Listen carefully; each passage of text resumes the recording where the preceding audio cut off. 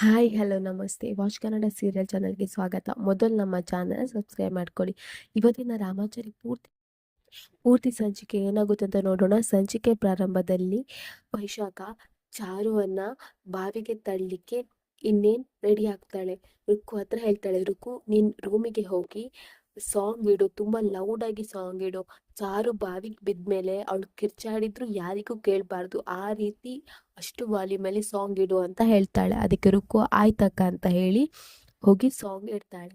ಇನ್ನು ವೈಶಾಖ ಓಡಿ ಬಂದು ಚಾರುವನ್ನ ದೂಡ್ಲಿಕ್ಕಂತ ಹೋಗ್ತಾಳೆ. ಅಷ್ಟರಲ್ಲಿ ಚಾರು ಈಚೆ ಕಡೆ ತಿರುಗಿ ಬಟ್ಟೆ ಒಣಗಿಸ್ಲಿಕ್ಕೆ ಹೋಗ್ತಾಳೆ. ಆವಾಗ ವೈಶಾಖನೇ ಬಾವಿಯೊಳಗೆ ಬೀಳ್ತಾಳೆ. ರುಕ್ಕು ಅನ್ಕೊಳ್ತಾಳೆ ಚಾರುನೇ ಬಾವಿಯೊಳಗೆ ಬಿದ್ದಾಳ ಅಂತ ಹೇಳ್ಕೊಂಡು ತುಂಬಾ ಖುಷಿಯಲ್ಲಿರ್ತಾಳೆ. ಚಾರು, ನಿಂಗೆ ಹಾಗೇನೆ ಆಗ್ಬೇಕು. ನನ್ನ ಅಪ್ಪ ಅಮ್ಮನ ನೀರಿಗೆ ತಳ್ಳಿದ್ಯಲ್ವಾ, ಅವ್ರು ಇವತ್ತಿ ನನ್ನ ಜೊತೆ ಇಲ್ಲದ ಕಾರಣನೇ ನೀನು. ನಿನ್ನನ್ನು ಸುಮ್ಮನೆ ಬಿಡ್ತೇನೆ, ನಿನ್ಗೆ ಇದೇ ಪರಿಸ್ಥಿತಿ, ಹಾಗೆ ಆಗ್ಬೇಕು ಚಾರು ನಿಂಗೆ ಅಂತ ಹೇಳ್ಕೊಂಡು ತುಂಬಾ ಖುಷಿಯಾಗಿ ಬರ್ತಾ ಇರ್ತಾಳೆ. ಆದ್ರೆ ಹೊರಗಡೆ ನೋಡುವಾಗ ಚಾರು ಬಟ್ಟೆ ಒಣಗಿಸ್ತಾ ಇರ್ತಾಳೆ. ಆಗ ರುಕ್ಕುಗೆ ಶಾಕ್ ಆಗುತ್ತೆ. ಚಾರು ಇಲ್ಲಿದ್ದಾಳೆ, ಹಾಗಾದ್ರೆ ಬಾವಿಗೆ ಬಿದ್ದದ್ ಯಾರು ಅಂತ ಹೇಳಿ ಇನ್ನು ಬಾವಿ ಹತ್ರ ಹೋಗ್ತಾಳೆ. ಆವಾಗ ಅಲ್ಲಿ ವೈಶಾಖ ಬಿದ್ದಿರ್ತಾಳೆ. ವೈಶಾಖ ರುಕ್ಕು ರುಕ್ಕು ಕಾಪಾಡು ಕಾಪಾಡು ಅಂತ ಹೇಳಿರ್ತಾಳೆ. ಆಗ ರುಕ್ಕು ಹೇಳ್ತಾಳೆ, ಅಯ್ಯೋ ಅಕ್ಕ, ನೀನ್ ಬಿದ್ಯಾ ಅಕ್ಕ, ನೀನ್ ಹೇಗೆ ಬಿದ್ಯಾ ಅಕ್ಕ, ಯಾವ ರೀತಿ ಬಿದ್ದಿ, ನೀನ್ ಚಾರುನ್ ದೂಡ್ತಿ ಅಂತ ಹೇಳಿದ್ಯಾ ಅಲ್ವಾ, ಇವಾಗ ನೋಡಿದ್ರೆ ನೀನೇ ಬಿದ್ಯಾ ಅಂತ ಹೇಳ್ತಾಳೆ. ಇನ್ನು ಈ ಕಡೆ ರಾಮಾಚಾರಿ ಆಫೀಸಲ್ಲಿ ಇರ್ತಾನೆ. ಇನ್ನು ರಾಮಾಚಾರಿ ಚಾರು ಕೊಟ್ಟಿರೋ ಟಿಫಿನ್ ಅನ್ನ ನೋಡ್ತಾ ಇರ್ತಾನೆ. ಟಿಫಿನ್ ಅನ್ನ ಎತ್ಕೊಳ್ತಾನೆ ಮತ್ ಕೆಳಗಿಡ್ತಾನೆ. ಹಾಗೇನೆ 3-4 ಸಲ ಮಾಡ್ತಾ ಇರ್ತಾನೆ. ಆಗ ಅವನ ಫ್ರೆಂಡ್ ಹೆಂಡತಿ ಹೇಳ್ತಾರೆ, ಏನ್ ರಾಮಾಚಾರಿ ಇಷ್ಟು ಬೇಗ ಹಸಿವೆ ಆಗ್ತಿದೆಯಾ, ಈಗ್ಲೇ ಊಟ ಮಾಡ್ಬೇಕಂತ ಹೇಳ್ಕೊಂಡು ಟಿಫಿನ್ ತಕೊಳ್ತಿದ್ಯಾ ಅಂತ ಕೇಳ್ತಾರೆ. ಆಗ ರಾಮಾಚಾರಿ ಹೇಳ್ತಾನೆ, ಇಲ್ಲ, ಇವತ್ತು ಚಾರು ಮೇಡಮ್ ನಂಗೋಸ್ಕರ ಏನೋ ಸ್ಪೆಷಲ್ ಇದೆ ಈ ಟಿಫಿನ್ ಬಾಕ್ಸಲ್ಲಿ ಅಂತ ಹೇಳಿದ್ರು. ಅದೇ ಓಪನ್ ಮಾಡ್ಬೇಕಾ ಓಪನ್ ಮಾಡಬಾರ್ದಾ ಅನ್ನೋ ಚಿಂತೆಯಲ್ಲಿದ್ದೆ ಅಂತ ಹೇಳ್ತಾರೆ.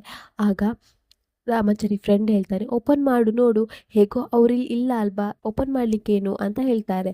ಆಗ ರಾಮಾಚಾರಿ ಹೇಳ್ತಾನೆ, ಬೇಡ, ಅವ್ರು ಹೇಳಿದ್ದಾರೆ ಊಟ ಟೈಮಿಗೆ ಓಪನ್ ಮಾಡಬೇಕು ಅಂತ ಹೇಳಿ, ಸೊ ಹಾಗಾಗಿ ಊಟ ಟೈಮಿಗೆ ಓಪನ್ ಮಾಡ್ತೇನೆ ಅಂತ ಹೇಳ್ತಾನೆ. ಇನ್ನು ಊಟದ ಟೈಮ್ ಬಂದಿರ್ತದೆ. ಆಗ ರಾಮಾಚಾರಿ ಟಿಫಿನ್ ಬಾಕ್ಸನ್ನು ಟೇಬಲ್ ಮೇಲೆ ಇಟ್ಟು ಹ್ಯಾಂಡ್ ವಾಶ್ ಮಾಡಲಿಕ್ಕೆ ಹೋಗ್ತಾನೆ. ಆಗ ಅವನ ಫ್ರೆಂಡ್ ಹೆಂಡತಿ ಒಂದು ಪ್ಲ್ಯಾನ್ ಮಾಡ್ತಾರೆ. ಆದರೆ ಫ್ರೆಂಡ್ ಹೆಂಡತಿಗೆ ಆ ಪ್ಲ್ಯಾನ್ ಇಷ್ಟನೇ ಇರಲ್ಲ. ಅವಳು ಎಷ್ಟೇ ಬೇಡ ಬೇಡ ಅಂದರೂ ಫ್ರೆಂಡ್ ಕೇಳಲ್ಲ. ಅವನು ಹೇಳ್ತಾನೆ, ಇವತ್ತು ನಾನೊಂದು ಲೆಟರ್ ಟೈಪ್ ಮಾಡಿದ್ದೇನೆ, ಅದನ್ನು ಆ ಬಾಕ್ಸ್ ಒಳಗಿಟ್ಟು ಚಾರು ಬರೆದಿರೋ ಲೆಟರನ್ನು ತೆಗಿತೇನೆ ಅಂತ ಹೇಳಿ ತೆಗಿತಾನೆ. ಇನ್ನು ಅವನು ಬರೆದಿರೋ ಲೆಟರನ್ನು ಆ ಬಾಕ್ಸಲ್ಲಿ ಇಡ್ತಾನೆ.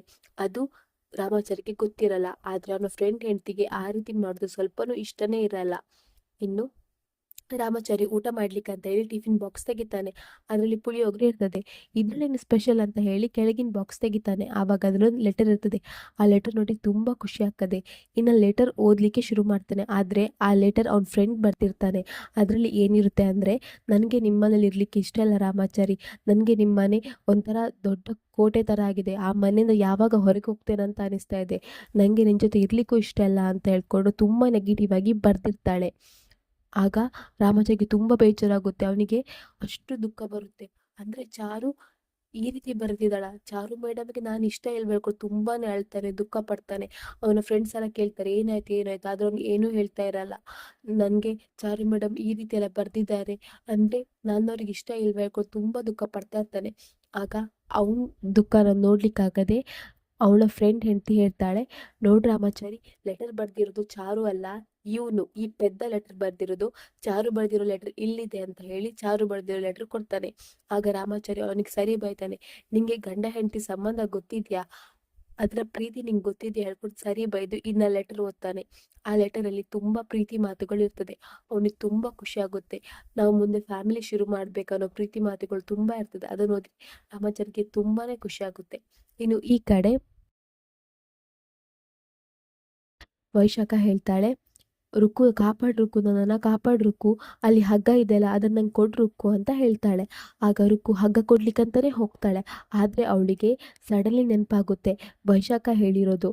ನೋಡು ರುಕ್ಕು, ನಾನೇನಾದರೂ ಸಿಕ್ಕಿ ಬಿದ್ದೆ ನಿನ್ನನ್ನು ಕೂಡ ನಾನು ಸಿಕ್ಕಿಸಿ ಹಾಕ್ತೇನೆ, ನೀನೇನಾದರೂ ನನ್ನನ್ನು ಬಿಟ್ಟು ಹೋದರೆ ನಾನು ಕೃಷ್ಣನ ಹತ್ರ ಎಲ್ಲ ವಿಷಯನೂ ಹೇಳ್ತೇನೆ, ನಿನ್ನನ್ನು ಹಳ್ಳಕ್ಕೆ ತಳ್ಳಿ ಹೋಗ್ತೇನೆ, ನಿನ್ನನ್ನಂತೂ ನಾನು ಸುಮ್ಮನೆ ಬಿಡಲ್ಲ ಅಂತ ಹೇಳಿರೋ ಎಲ್ಲ ಮಾತುಗಳು ರುಕ್ಕುಗೆ ನೆನಪಾಗುತ್ತೆ. ಆಗ ರುಕ್ಕು ಹೇಳ್ತಾಳೆ, ಅಕ್ಕ ನಾನು ನಿನ್ನನ್ನು ಕಾಪಾಡಲ್ಲ, ನೀನು ಅಲ್ಲೇ ಬೀಳು, ಅಲ್ಲೇ ಬಿದ್ದು ಇದಾಗು, ನಾನು ನಿನ್ನನ್ನು ಕಾಪಾಡಲ್ಲ ಅಂತ ಹೇಳ್ತಾಳೆ. ಆಗ ವೈಶಾಖ ಹೇಳ್ತಾಳೆ, ಏ ರುಕ್ಕು ಏನು ಮಾತಾಡ್ತಿದ್ಯಾ, ಯಾಕೆ ಕಾಪಾಡಲ್ಲ, ನನ್ನ ಮೇಲೆ ದ್ವೇಷ ಏನು ನಿಂಗೆ ಅಂತ ಹೇಳ್ತಾಳೆ.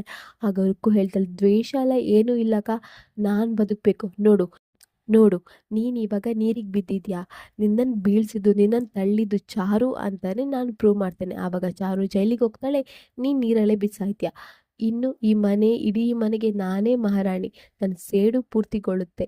ಇಷ್ಟೊಳ್ಳೆ ಅವಕಾಶನ ನಾನೇಕೆ ಬಿಟ್ಕೊಡ್ಬೇಕಕ್ಕ, ಇನ್ನೇನಿದ್ರು ಒಳ್ಳೇದಾಗೋ ಕಾಲ, ನಾನು ಮಹಾರಾಣಿ ಥರ ಇರ್ತೇನೆ ಅಂತ ಹೇಳಿ ಅಲ್ಲಿಂದ ವೈಶಾಖ ರುಕ್ಕು ರುಕ್ಕು ಅಂತ ಎಷ್ಟೇ ಕರೆದು ರುಕ್ಕು ಹಿಂತಿರುಗಿ ನೋಡೋದೇ ಇಲ್ಲ, ಅವಳ ಪಾಡಿಗೆ ಅವಳು ಹೋಗ್ತಾಳೆ.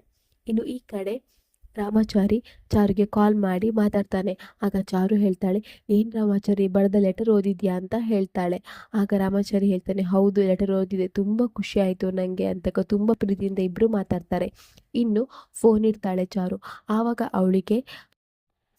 ಅವಳಿಗೆ ವಾಯ್ಸ್ ಕೇಳ್ತಾ ಇರ್ತದೆ, ಕಾಪಾಡಿ ಕಾಪಾಡಿ ಅಂತ ಹೇಳ್ತಾ ಇರೋದು. ಆಗ ಚಾರು ಅಂದ್ಕೊಳ್ತಾಳೆ, ಯಾರದು ಕಾಪಾಡಿ ಕಾಪಾಡಿ ಅಂತ ಹೇಳ್ತಿದ್ದಾರಲ್ಲ, ಈ ವಾಯ್ಸ್ ಎಲ್ಲಿಂದ ಬರ್ತಿದೆ ಅಂತ ಹೇಳಿ ಮನೆಯಿಂದ ಹೊರಗೋಗ್ತಾಳೆ. ಆಗ ಬಾವಿ ಕಟ್ಟೆಯಿಂದ ವಾಯ್ಸ್ ಬರ್ತಾ ಇರುತ್ತೆ. ಆಗ ಚಾರು ಬರ್ತಾಳೆ. ಚಾರು ಬಂದು ಬಾವಿ ಕಟ್ಟೆಯಿಂದ ವಾಯ್ಸ್ ಬರ್ತಿದ್ಯಾ ಅಂತ ಹೇಳ್ಕೊಂಡು ಅಲ್ಲಿಗೆ ನೋಡಲಿಕ್ಕೆ ಹೋಗ್ತಾಳೆ. ಇಲ್ಲಿಗೆ ಈ ಸಂಚಿಕೆ ಮುಗಿಯುತ್ತೆ. ನಮ್ಮ ವಾಚ್ ಕನ್ನಡ ಸೀರಿಯಲ್ ಚಾನಲ್ನ ಸಬ್ಸ್ಕ್ರೈಬ್ ಮಾಡ್ಕೊಳ್ಳಿ.